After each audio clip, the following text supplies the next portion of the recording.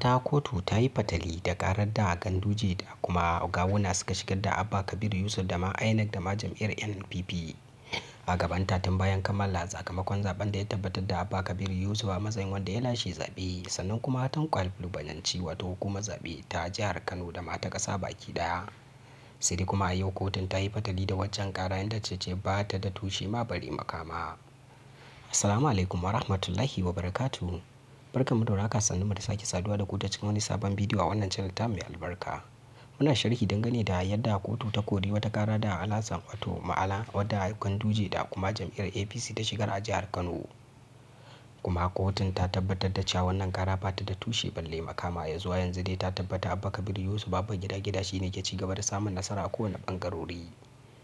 Dama dai tun bayan ka wato shigar da wannan ƙara ko kuma lokacin da aka shigar da ita, Gwamna Abdullahi Umar Ganduje ya fara shiri kuma na barin wato gidan gwamnati, sannan kuma ya yi jawabi ga al'ummar ta jihar Kano, inda ma ya nemi da su yafe masa kuma su masa afuwa a shekaru 8 da ya share yana mulkin jihar.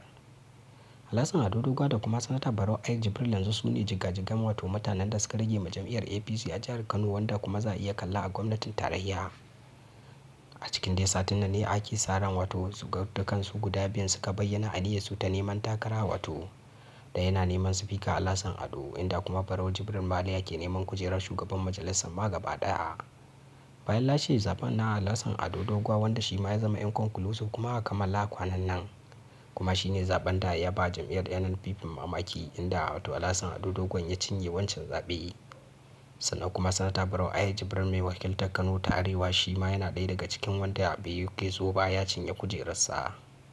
Waɗannan su ne kujeru guda biyu wanda suka gagari jam'iyyar NNPP a jihar Kano, wanda kuma za a iya cewa su kaɗai ne suka zama tilo kuma suka zama wato abin alfahari ga APC.